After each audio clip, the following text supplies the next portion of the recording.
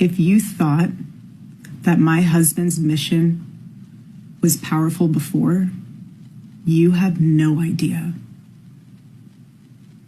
You have no idea what you just have unleashed across this entire country and this world. You have no idea. You have no idea the fire that you have ignited within this wife. The cries of this widow will echo around the world like a battle cry.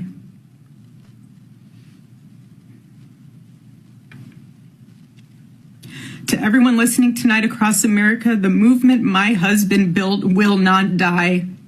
It won't. I refuse to let that happen. It will not die. All of us will refuse to let that happen. No one will ever forget my husband's name, and I will make sure of it. They should all know this. Not his wife saying, matter of fact, roll the clip. He's on a work trip with Jesus, so he can afford your blueberry budget.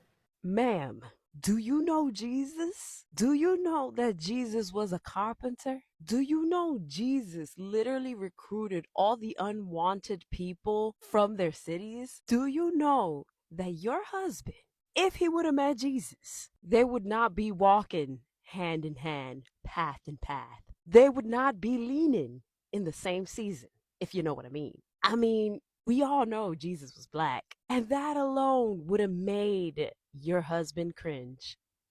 Let's be so for real right now, because we all know that your husband is not walking with Jesus, and that when you croak, you ain't gonna be seeing him walking with Jesus, and you ain't gonna be walking with Jesus, because what Jesus preached was nothing like what your husband preached. And that's all I gotta say. Hi guys, this is Tina and you're welcome to the channel. So tell me about it. Is this how people grieve? Is this how people mourn? If this is how people actually grieve and mourn, then honestly, I don't understand it. Erika, Charlie Kirk's wife, came out after her husband was killed, and the thing she was saying, it didn't sound like someone that just lost her husband. She was talking about the evildoers, but we couldn't see the pen. Did you see the pen? Did you see the mourning? Well, they say people grieve differently, but I don't just know. Stay with me. Let's dive in. All right, I'm not sure if anybody else is feeling this, but that video of Charlie Kirk's wife giving her little speech after his passing, she was weird as fuck, bro. Like, I'm not gonna be the type of person that tells anyone how to grieve or anything like that, but that it just felt like bad acting. And I don't know, I'll give her the benefit of the doubt. Maybe she was just trying to keep her composure and everything like that. But that was horrible. That was a painful 17 minutes to watch. Not because I felt sad or anything like that. I didn't wish for Charlie Kirk to die. Don't wish death upon people. But that was no. That was different. She called him a martyr. She said that his work is going to go on, and they're going to push even harder and stronger to, promote turning points and everything like that. That he was God-fearing man. He was a Christian man, and it was just nothing about that welled up any kind of if I was watching that, had I not known anything about Charlie Kirk and her husband passing or anything, the political interactions, and I saw that, if I was just some rando watching that, I would think that it was scripted, not because she wrote a speech, but just all of it. Just it was terrible. It was terrible. I mean, I know there's some people that are gonna like, oh, how could you? This is a grieving wife and mother and her husband just bad. I know there's gonna be some of you out there, but there's also those of you out there who understand what the fuck I'm talking about, who saw that and were like, you know, that little kid, like it gives a little side eye. Yeah, I was side eyeing all of that shit. Just listen to it. Listen to it without watching it. Listen to it while watching it. Yeah, that was off and awful. Charlie Kirk's widow has broken her silence, I've just seen. She posted a rallying speech saying that he will never, ever be forgotten. Lots of emphasis on that. And that we have no idea what's coming. I don't know what she has planned. I'm nervous. She also said in the speech that his tour and his podcast will continue. She also posted a video of his corpse, her kissing his hands. In amongst this, her breaking her silence, we've discovered that she and their children weren't at the rally. In fact, they weren't even in Utah. Who started that? And why did that continue to be pushed? I'm sure that's easily verifiable.